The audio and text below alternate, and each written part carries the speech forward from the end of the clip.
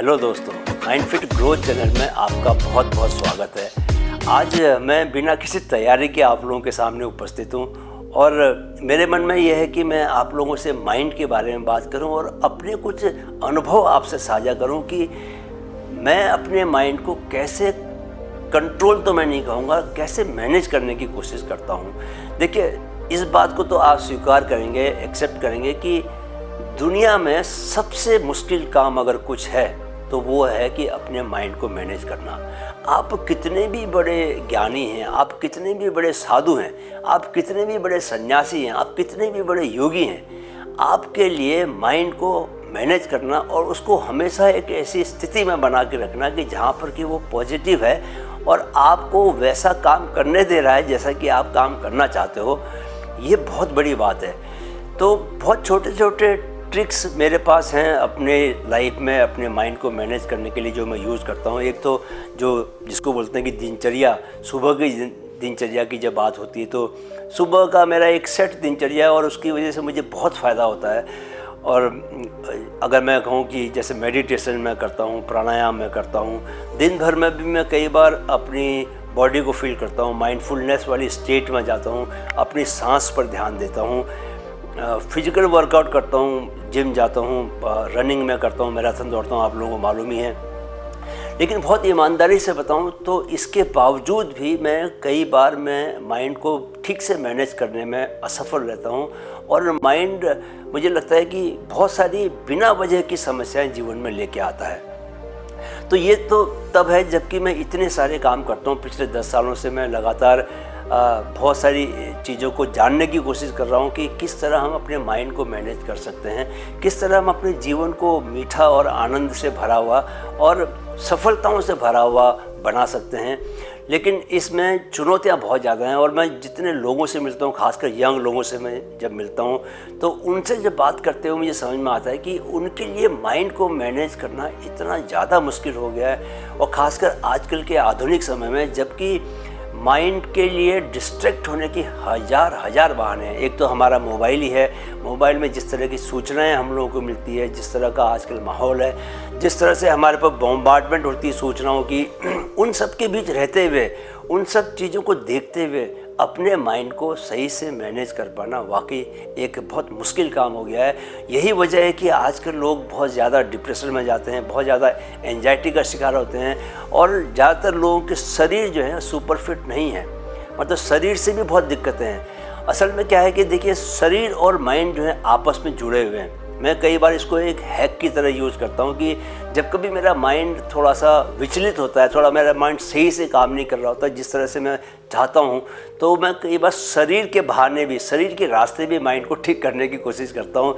जैसे कभी आप अगर आप सैडनेस फील कर रहे हैं या आप जैसे आपको लग रहा है कि यार ठीक नहीं चल रहा और बोर फील कर रहे हैं और आप अगर जिम चले जाएं, वर्कआउट कर लें या कुछ रनिंग करके आ जाएं तो ऑटोमेटिकली क्या होता है कि आपकी बॉडी में हैप्पीनेस हार्मोन्स रिलीज होते हैं और आप सब कुछ आपको अचानक से अच्छा लगने लगता है। मैं ये मानता हूँ कि मैंने खुद महसूस किया है कि जिम में रहते हुए, वर्कआउट करते हुए या रनिंग कोई व्यक्ति कर रहा है तो वो कभी उदास नहीं हो सकता, कभी वो जिसको बोलते हैं ना नेगेटिव फीलिंग्स में नहीं जा सकता। हमेशा जिम में जितने भी लोगों को आप वर्कआउट करते हुए देखोगे तो वो आप देखोगे कि सारे के सारे बहुत पॉजिटिव मेंटल स्टेट में रहते हैं, बिकॉज बॉडी उनको उस स्टेट में धकेलती है, बिकॉज बॉडी के अंदर हैप्पीनेस हार्मोन्स रिलीज होते हैं और वो आपको अच्छा महसूस करवाते हैं। तो कई बार लेकिन बॉडी थोड़ी ख़राब होती है, बॉडी में आलस्य होता है, तो आपको माइंड के जरिए बॉडी में जाना पड़ता है। तो ये माइंड और बॉडी का आपस में तालमेल जो है, ये सीखना, इसको ऑब्जर्व करना और सीखना और उसको अपने जीवन में लागू करना, ये भी कहने में तो आसान है लेकिन करने में थोड़ा मुश्किल लगता है। कई बार खुद मैं इसमें फेल हो जाता हूँ, नहीं कर पाता, लेकिन कम से कम हमें मालूम तो रहना चाहिए कि इस तरह का काम होता है, इस तरह की चीज़ होती है, इस तरह से भी आप अपने माइंड को मैनेज कर सकते हो। अच्छा, आप अगर मुझसे ये पूछेंगे कि ये बताइए कि सबसे बड़ी ट्रिक आपके पास क्या है जिसकी वजह से जिसके सहारे आप अपने माइंड को मैनेज करते हो, या जिसकी वजह से आप अपनी ज़िंदगी में थोड़ा नेगेटिव नहीं होते हो, पॉजिटिविटी बना के रखते हो। तो मैं ये कहूँगा कि सबसे जो बड़ी ट्रिक मेरे पास है वो ये है कि मैं जो जीवन में हो रहा होता है, कुछ भी अगर बहुत नेगेटिव भी काम हो रहा होगा, कुछ ऐसा हो रहा होगा जिससे कि मुझे लग रहा हो कि इससे मेरे को बहुत नुकसान होने वाला है या मेरा नुकसान हो रहा है, मैं उसको भी बहुत खुले मन से एक्सेप्ट करता हूँ। सच बता रहा हूँ। और क्योंकि मैंने ये देखा है कि पहली बात तो ये है कि क्या चीज़ आपके लिए अच्छी है और क्या चीज़ आपके लिए ख़राब है, ये आप कभी खुद से बता नहीं सकते, क्योंकि आपका जो माइंड है बहुत लिमिटेड है और आप सिर्फ हमेशा अपने लिए अपने फ़ायदे के बारे में सोच रहे होते हो। बट कई बार क्या होता है कि आप जिस स्टेट से गुजर रहे होते हो आपको पता नहीं चलता, बट उसमें जो आपके लिए जो स्ट्रगल्स होते हैं वो स्ट्रगल्स कहीं ना कहीं आपको बाद में बहुत फ़ायदा देते हैं। लेकिन उस बाद वाली चीज़ को आप देख नहीं पाते। आप हमेशा वर्तमान में रहना चाहिए बोलते हैं, लेकिन वर्तमान में रहते हुए यह ज्ञान भी होना चाहिए कि जो आपके साथ हो रहा है, अगर नेगेटिव भी हो रहा है तो वो अगर आप समझ पाए कि ये अच्छे के लिए हो रहा है तो आप उस जो चीज़ हो रही है उससे आप परेशान नहीं होंगे। तो जब आप परेशान नहीं होगे तो सीधी सी बात ये है कि आपका माइंड जो है वो शांत रहेगा, उसमें एंजाइटी नहीं आएगी। जब तक आपका माइंड शांत नहीं है आप अपने जीवन को लेकर सही फैसले नहीं ले सकते। तो सही फैसले लेने के लिए माइंड को शांत रखना बहुत ज़रूरी है।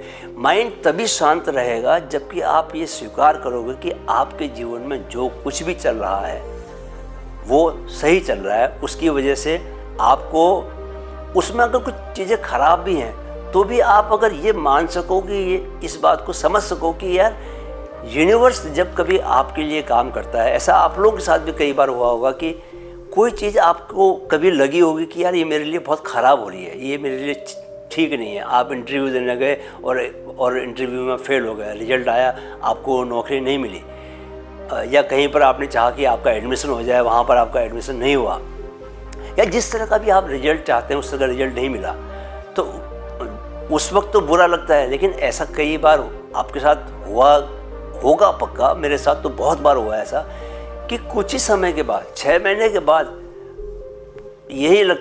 6 महीने के बाद ये लगता है कि यार वो जो हुआ था, वो जो नौकरी मुझे नहीं मिली वो अच्छा ही हुआ कि मुझे नहीं मिली, क्योंकि अब आपको दिखता है कि उससे भी बड़ी नौकरी की अपॉर्चुनिटी आपके सामने आ गई है। और बहुत बार ऐसा होता है कि कोई बड़ी कामयाबी उसके बाद मिलती है।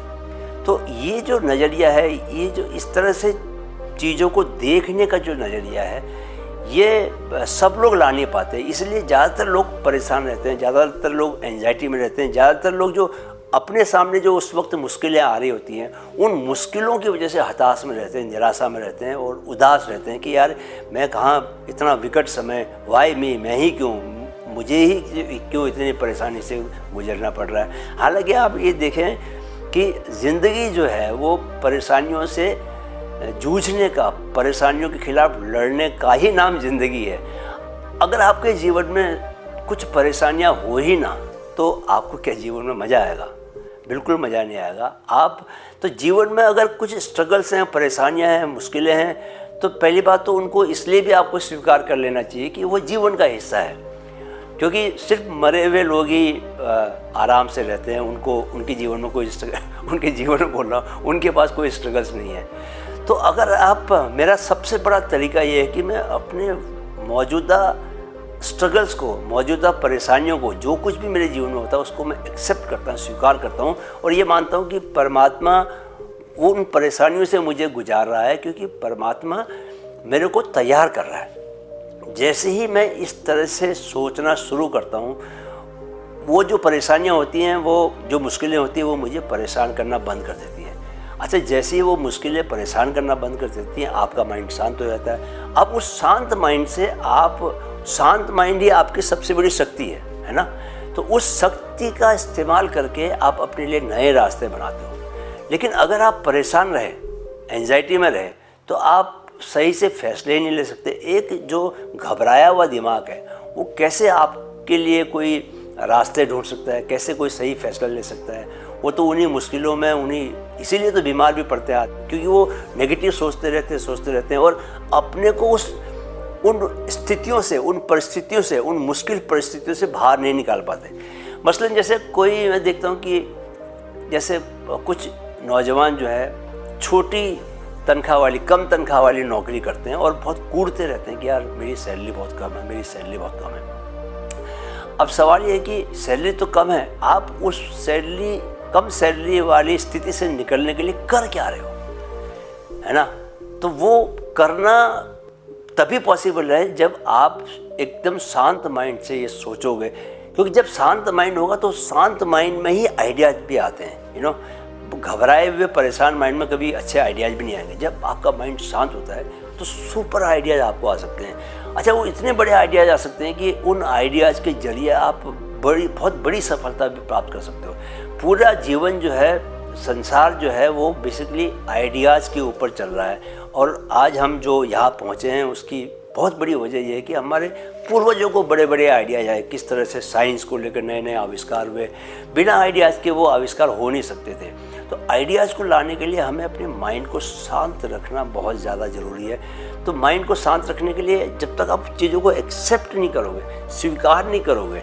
अच्छा, स्वीकार करने का ये मतलब नहीं कि आपने कॉम्प्रोमाइज़ कर लिया, आपने समझौता कर लिया कि भैया मेरे को तो ऐसे ही रहना है। स्वीकार करने का मतलब ये है कि वो आपका एक स्टॉप गेट अरेंजमेंट है, फॉर द टाइम बिंग के लिए है। इसका ये मतलब नहीं है कि आप वैसे ही रहोगे। इनफैक्ट स्वीकार करना जो है उस स्थिति से बाहर निकलने का पहला कदम है। नहीं तो पहला जो है ये स्वीकार करना, एक मेरे पास एक हैक है जिसको मैं यूज़ करता हूँ। दूसरा, मुझे लगता है कि कभी भी मैं ये सोचने की कोशिश करता हूँ जब कभी ऐसी कठिन स्थिति आती है कि मेरे पास रास्ते क्या हैं। और अमूमन मैंने ये देखा है कि जो आसान जो रास्ता होता है ना, वो आसान रास्ता कभी भी आपको समस्याओं से बाहर नहीं निकालता। मुश्किल रास्ता आपको निकालता है, क्योंकि मुश्किल रास्ते में आपको काम ज़्यादा करना पड़ता है। कुछ रिजल्ट्स ऐसे होते हैं लाइफ में जो आपको बाद में मिलते हैं, देर में मिलते हैं, लेकिन जो देर में मिले हुए रिजल्ट्स हैं वो इतने बड़े रिजल्ट्स होते हैं कि वो एकाएक ही आपकी लाइफ को पूरी तरह बदल देते हैं। लेकिन लोगों में धैर्य की बहुत कमी है। उतने लंबे समय तक वो धैर्य के साथ किसी बड़े काम को, किसी बड़े प्रोजेक्ट को करने में वो नहीं लगे रह पाते, क्योंकि उनको लगता है कि छोटी चीज़ें हैं वो उनको खींचती है, वो उस तरफ, उस दिशा में आगे बढ़ते हैं। छोटे छोटे काम, छोटे छोटे अचीवमेंट लेने की कोशिश करते हैं, क्योंकि उसमें एफर्ट कम लग रहा है। तो लेकिन जब आप कम एफर्ट लगा के कुछ काम करोगे तो जो रिजल्ट जो आपको मिलेगा वो भी छोटा ही मिलेगा। जब आप बड़ा लंबा एफर्ट लगाओगे तो ही आपको बड़ा रिजल्ट मिलेगा। तो दूसरा, मैं हमेशा जो दो ऑप्शंस होते हैं उसमें से मुश्किल ऑप्शन को मैं कोशिश करता हूँ कि उस रास्ते पर मैं आगे बढ़ूँ। और मैंने ये देख लिया है कि कई बार, बहुत बार हो चुका है कि जहाँ मुश्किल रास्ते पर आगे बढ़ने की वजह से मुझे बड़े परिणाम मिले, बड़े रिजल्ट मिले, बड़ी सफलताएं मिली हैं। और उसकी वजह से जो जिस तरह की परेशानियों भरा जीवन रहा वो अचानक ही वो सारा सब कुछ जो है एक साथ ख़त्म हो गया। तीसरा, अगर आप मुझसे पूछेंगे कि और मैं क्या क्या तरीके इस्तेमाल करता हूँ माइंड को अपना मैनेज करने के लिए, तो कुछ बहुत ट्रेडिशनल तरीके हैं। आप बहुत सारे लोग उस पर भरोसा नहीं करते, क्योंकि उन्हें लगता है कि ये सब किताबों में लिखी हुई बातें हैं, इनसे कोई फ़र्क नहीं पड़ता। जैसे मैं बहुत अपने वीडियोज़ में भी बता चुका हूँ कि मैं ग्रेटिट्यूड सुबह उठने के बाद ज़रूर लिखता हूँ, मतलब ग्रेटिट्यूड जर्नलिंग ज़रूर करता हूँ, जिसमें कि मैं ये बताता हूँ कि इस बात के लिए परमात्मा के प्रति अपना ग्रेटिट्यूड व्यक्त करता हूँ कि भाई आपने मेरे जीवन में मुझे क्या क्या दिया है।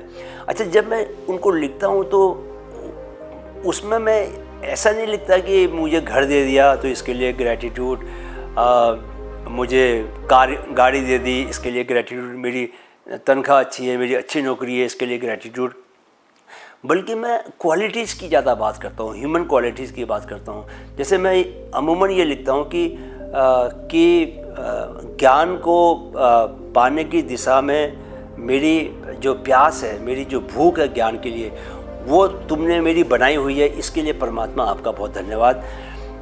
आप मेरे को डीपर जीवन को गहराई से समझने की दिशा में लेके जा रहे हो, उसके लिए बहुत बहुत धन्यवाद।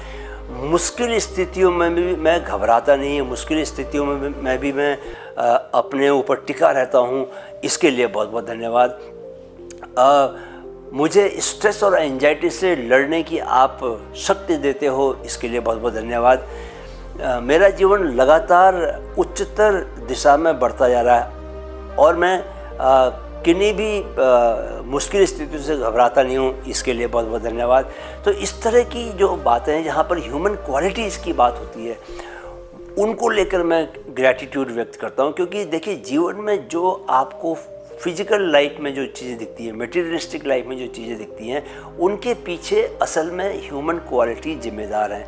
अगर आप में साहस है तो आप अपने जीवन में ऐसे फैसले लोगे, ऐसे काम करोगे जो कि आपको बड़े रिजल्ट देंगे। साहसिक अगर आप रहोगे तो जो लोग कहते हैं ना, जो लोग जोखिम उठाते हैं, जितना बड़ा जोखिम उठाते हैं उनको वैसे ही रिजल्ट मिलता है। तो ह्यूमन क्वालिटी से हमारी लाइफ संचालित होती है, सब कुछ हमारी क्वालिटीज़ की वजह से है। इसलिए कभी अगर भगवान ये कहे कि भैया मांग मुझसे, तू क्या मांगना चाहता है, तो कभी ये मत मांगना कि मुझे बहुत पैसा दो, क्योंकि बहुत पैसा मिलने के साथ आपको यह नहीं लगना चाहिए कि बहुत सारा पैसा मिलना जो है वो जीवन को एकदम से आनंद खुशियों से भर देगा, हमेशा आप खुश रहोगे। ऐसा नहीं होता, क्योंकि संसार में जो बहुत पैसे वाले लोग हैं वो उतने ही दुखी लोग भी हैं। तो हमेशा कोई ना कोई क्वालिटी मांगना कि मुझे निडर बनाओ, मुझे साहसी बनाओ, मुझे हर स्थिति में खुश रहना सिखाओ। तो जब आप ऐसी कोई चीज़ मांगेंगे तो आपकी स्थितियाँ कभी जीवन में ख़राब भी रहेंगी, तो उसमें भी खुश रहोगे। कि अल्टीमेटली तो क्या है कि जीवन खुश रहने की बात है ना, कि आप जीवन में चाहते क्या हो, पैसा, सुविधाएं, सब कुछ, तो सब उसका जो रिजल्ट है वो अल्टीमेटली आप एंड रिजल्ट क्या है? एंड रिजल्ट तो यही है ना कि आप चाहते हो कि आप खुशी वाले एक मेंटल स्टेट में रहो। हालांकि इससे भी एक ऊपर की स्टेट है जिसको मैं बोलता हूँ कि पीसफुलनेस की स्टेट, बट वो थोड़ा सा ज़्यादा आध्यात्मिक हो जाएगा। इसलिए ये मान के कि युवाओं के लिए मैं ये बातें कर रहा हूँ, इसलिए मैं उस दिशा में नहीं जा रहा जहाँ पर कि मैं शांति की मांग करूँ कि हमारे जीवन में शांति होनी चाहिए। बट हम खुशी की बात करते हैं क्योंकि मेरे ख्याल से यंग एज में हम खुशी से ज़्यादा हम रिलेट कर सकते हैं। चौथी अगर कोई चीज़ अगर आप पूछें कि और क्या चीज़ है जिसकी वजह से मैं माइंड को मैनेज कर पाता हूँ, तो ऑब्वियसली मैं वर्कआउट बहुत ज़्यादा करता हूँ। एक फ़िज़िकल फिटनेस, मैं शरीर का बहुत इस्तेमाल करता हूँ। और आप लोगों को पता है कि मैं मैराथन दौड़ता हूँ पिछले 12 साल से। और सुबह की दिनचर्या में मेरा कम से कम 1-1.5 घंटा मेरा ऐसा रहता है कि जहाँ पर कि मैं कुछ ना कुछ फिजिकल वर्कआउट करूं। अच्छा, फिजिकल वर्कआउट बहुत सारे लोग समझते हैं कि फिजिकल फिटनेस के लिए, शरीर की फिटनेस के लिए। असल में फिजिकल फिटनेस जो है वो शरीर से ज़्यादा आपके माइंड पर काम करता है। इसलिए आपको शरीर तो तंदुरुस्त बनता ही है, शरीर तो सुडौल बनता ही है, शरीर तो मजबूत बनता ही है, लेकिन उससे ज़्यादा आपका माइंड बहुत स्ट्रांग बनता है। इसलिए आप जितने भी आप टॉप लेवल के प्लेयर्स देखेंगे, है ना, जैसे मैं जोकोविक की बात करूंगा क्योंकि जोकोविक जो है वो थोड़ा सा मेरे रुझान के व्यक्ति हैं, क्योंकि वो मेडिटेशन भी करते हैं, शांत बैठते हैं और उस तरह का थोड़ा एक उनमें आध्यात्मिक रुझान है। तो आध्यात्मिकता से भी क्या है कि आप शक्ति पाते हो किसके लिए? अपने को फिजिकली फिट रखने के लिए, अपने को कॉम्पिटिटिव बनाने के लिए। तो ये एक थोड़ी बहुत सारे युवाओं में गलतफहमी है कि भाई मेरे पास तो आजकल टाइम नहीं है, मुझे पढ़ाई ज़्यादा करनी है और फिजिकल फिटनेस का टाइम नहीं है, फिजिक के साथ मैं कॉम्प्रोमाइज़ कर लूँगा। लेकिन मैं आपको बताना चाहूँगा कि फिजिकल फिटनेस का जो ज़्यादा इम्पैक्ट है वो माइंड पर पड़ता है। कुछ साल पहले मैंने एक नौजवान के साथ पॉडकास्ट किया था, उसने नीट में काफ़ी हायर पोजीशन लेके आया था। तो उसने बताया कि वो फुटबॉल खेलता है और 1.5-2 घंटा अगर उसने फुटबॉल नहीं खेला तो उसको लगता है कि जैसे कि वो ठीक से पढ़ाई नहीं कर पा रहा। पढ़ाई का और फुटबॉल खेलने का एक बड़ा स्ट्रॉन्ग उसके लाइफ में रिलेशन था और उसने उसको महसूस किया। हो सकता है उसने कुछ दिनों के लिए फ़ुटबॉल नहीं खेला होगा और तब उसका परफॉर्मेंस बहुत ख़राब रहा होगा, लेकिन जैसे ही उसने फ़ुटबॉल खेलना शुरू किया उसका परफॉर्मेंस अच्छा हुआ। तो उसने मुझे बताया कि सर 2 चीज़ों को लेकर मैं कभी कॉम्प्रोमाइज़ नहीं करता। पहला कि मैं अपने फुटबॉल को कभी छोड़ता नहीं, चाहे वो एग्ज़ाम देने से 1 दिन पहले की बात हो, और दूसरा मैं नींद के साथ कोई कॉम्प्रोमाइज़ नहीं करता। अच्छा, ये नींद वाला जो एस्पेक्ट है, ये इसको भी मैं बहुत ही कॉन्शियसली अपनी लाइफ में लागू करता हूँ। एक समय था जब मैं नींद के साथ कॉम्प्रोमाइज़ करता था, लेकिन मैंने ये पाया कि नींद जो है आपकी मेंटल फिटनेस के लिए, आपकी मानसिक शांति के लिए बहुत ज़रूरी है। फिजिकल फिटनेस और फिजिकल आपके शरीर के लिए तो खैर ज़रूरी है ही, लेकिन आपके माइंड के लिए और ज़्यादा ज़रूरी है। तो दोस्तों, मैंने अभी तक आपको 4 बातें बताई हैं। पहला तो मैंने शायद ये बताया था कि हर चीज़ को जब बुरा भी हो रहा है तो उसको भी एक्सेप्ट करना लाइफ में, क्योंकि जब आप उसको एक्सेप्ट करते हो तभी पॉजिटिव होते हो। दूसरा, मैंने शायद आप लोगों से बात की कि ग्रैटिट्यूड के बारे में, कि ग्रैटिट्यूड को अगर आप व्यक्त कर सको। तीसरी, मैंने बात की आपसे फिजिकल वर्कआउट के बारे में। और अगर मैं आपसे ये कहूँ कि मेडिटेशन भी मैं करता हूँ और मेडिटेशन का सबसे प्राइमरी रोल है, तो ये मैं बिल्कुल झूठ नहीं बोलूँगा, एकदम सच बोलूँगा। मुझे इस बात को लेकर थोड़ी सी हैरानी होती है कि यूथ मेडिटेशन के इतना खिलाफ क्यों है। मतलब उसको ऐसा क्यों लगता है कि भाई मेडिटेशन जो है एक पनिशमेंट है और वो मेडिटेशन नहीं कर सकते। मेडिटेशन में करना क्या होता है, आपको सिर्फ शांत बैठना है कुछ देर के लिए। आप जिस चीज़ को अगर आप मेडिटेशन ठीक से करने लग गए तो उसका परिणाम क्या होगा कि आपकी ऑटोमेटिकली आपकी फोकस पावर बढ़ती है। अगर आप स्टूडेंट हो तो आप पढ़ाई में नॉन स्टॉप फोकस के साथ आप 1 घंटे से ज़्यादा नहीं पढ़ सकते। मैं तो बोल रहा हूँ कि आधे घंटे से ज़्यादा नहीं पढ़ सकते। आप पढ़ने की कोशिश कीजिए, कुछ ना कुछ आपके दिमाग में ऐसी बातें आएंगी कि आपका दिमाग पढ़ाई से हट जाएगा। फोकस, जो कॉन्सेंट्रेशन, एकदम इंटेंस कॉन्सेंट्रेशन, इंटेंस फोकस के साथ जो है वो लंबे समय तक पढ़ाई नहीं हो सकती अगर आपने मेडिटेशन के जरिए अपने माइंड को स्ट्रॉन्ग नहीं बनाया है। तो हमारे सारे पुराने ऋषि मुनि और स्वामी विवेकानंद से लेकर जितने भी स्वामी हुए हैं, सब ने मेडिटेशन की तारीफ़ क्यों की है, कोई ना कोई वजह तो ज़रूर रही होगी। तो मैंने उसको खुद से रियलाइज़ किया और रोज़ मैं रियलाइज़ करता हूँ कि जैसे ही मैं 20-25 मिनट का मेडिटेशन करता हूँ कि suddenly I feel so powerful, मुझे लगता है कि जैसे अब मैं कुछ भी कर सकता हूँ लाइफ में। दिन में कितना भी मुश्किल कोई चैलेंजिंग काम हो, वो बहुत ही सहजता से मैं कर लेता हूँ। अगर आप मेडिटेशन नहीं करते तो फिर क्या है, माइंड हमेशा भटकता रहता है। माइंड को कभी हैबिट ही नहीं बन पाती कि वो किसी एक चीज़ में लग के फोकस के साथ वो मेंटेन रख सके फोकस को काम करते हुए।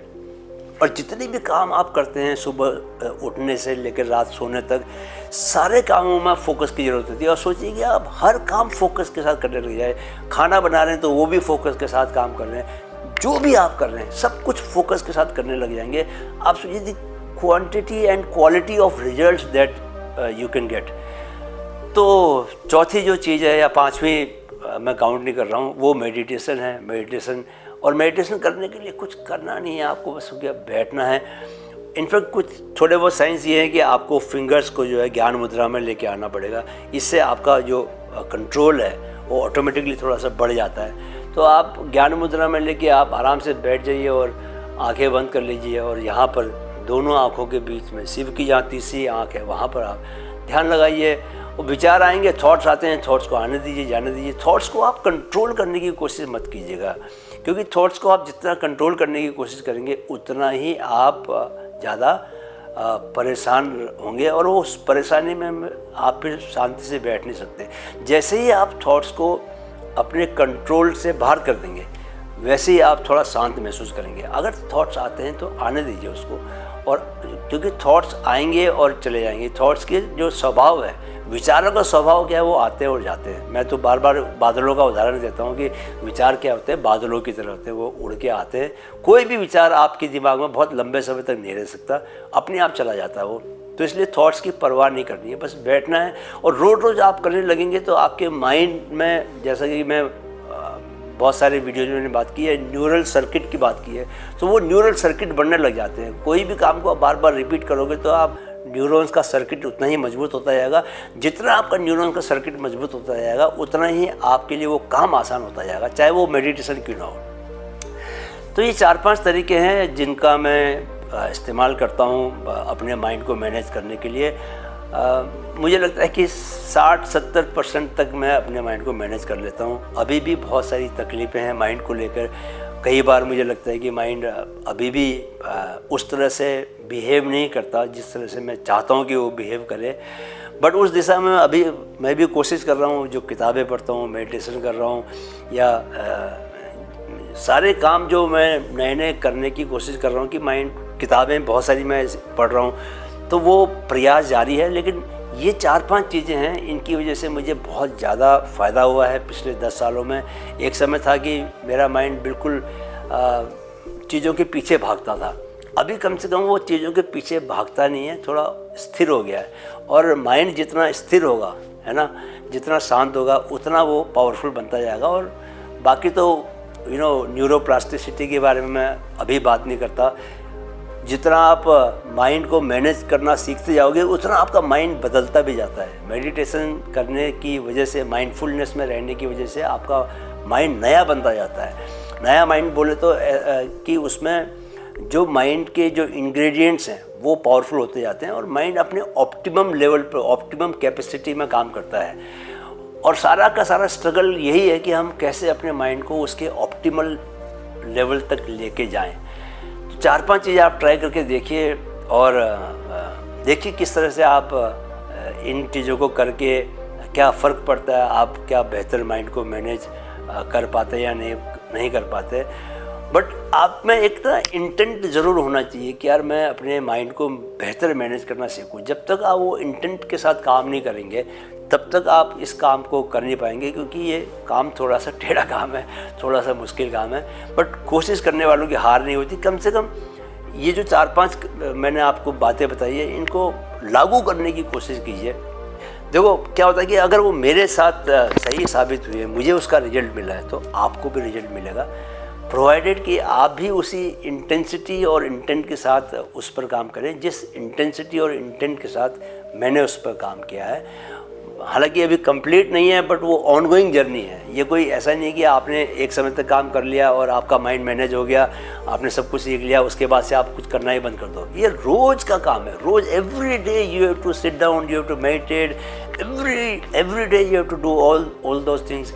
जिम जाना है, वर्कआउट करना है। ये जब तक आपका जीवन है तब तक का काम है। जो बड़े बड़े योगी थे वो मृत्यु के 1 महीने पहले तक भी योगा करते थे, मृत्यु के 1 महीने पहले तक भी मेडिटेशन करते थे। तो ये लाइफ लॉन्ग का काम है। जितना आप ये करते रहेंगे उतना आप जीवन को बेहतर जिएंगे। आपको आपकी फीलिंग्स बहुत बढ़िया रहेंगी। आप में अचानक आप महसूस करोगे कि नेगेटिविटी कम होती जा रही है, पॉजिटिविटी बढ़ती जा रही है। और जितनी पॉजिटिविटी बढ़ती जाएगी उतने आपको अच्छे रिजल्ट्स मिलने लग जाएंगे। और अच्छे रिजल्ट्स मिलेंगे तो एक ओवरऑल एक बड़ा हैप्पी इन्वायरमेंट बन जाता है। आप थोड़ा मुश्किल वाले जीवन से थोड़ा बेहतर जीवन की तरफ आते हैं, जहाँ पर की चीज़ें आपके नियंत्रण में ज़्यादा रहती हैं। आप चीज़ों को अपने मन माफिक ढंग से आप उसको दिशा दे सकते हो, उनसे उस तरह के रिजल्ट पा सकते हो जिस तरह के रिजल्ट आप एक्चुअली पाना चाहते हो। दोस्तों, मुझे लगता है कि आज इस वीडियो के लिए इतनी बातें काफ़ी हैं। माइंड के बारे में बातें कही हैं तो आप शायद ज़्यादा सस्टेन भी नहीं कर पाएंगे, क्योंकि माइंड जो है वो बहुत ज़्यादा देर तक कंसंट्रेट नहीं कर पाता, फोकस नहीं कर पाता। तो उम्मीद है कि आप इस वीडियो से आपको कुछ बातें सीखने को मिली होंगी। उन बातों को आप अगर अपने प्रैक्टिकल जीवन में अपनाएंगे तो ज़रूर फ़ायदा होगा, क्योंकि मुझे भी उन बातों से बहुत फ़ायदा हुआ है। इसीलिए इस ख्याल से, इस सोच के साथ मैंने ये बातें आप लोगों के साथ शेयर की हैं कि इन बातों से आपको भी फ़ायदा हो, राइट। लेकिन फ़ायदा तभी होगा जबकि आप उनको अपने जीवन में अप्लाई करेंगे। और जैसे कि मैं हर वीडियो के अंत में कहता हूँ कि हमेशा आपको वर्तमान क्षण में जीना चाहिए, ना अतीत में जाना चाहिए, ना भविष्य में भटकना चाहिए। वर्तमान में रहना चाहिए, क्योंकि ज़िंदगी हमेशा इसी वर्तमान पल से ही बाहर निकल के आती है। इसलिए अगर आप ज़िंदगी को मिस नहीं करना चाहते तो सतत वर्तमान में ही बने रहें, राइट। और अंत में जाने से पहले मेरे चैनल की टैगलाइन को दोहराते जाएं, मन में है तो मुमकिन है, मन में है तो मुमकिन है। मुमकिन बिल्कुल है, कोशिश करेंगे तो ज़रूर मुमकिन है, कुछ भी मुमकिन है, राइट। वीडियो देखने के लिए बहुत बहुत धन्यवाद। नमस्कार।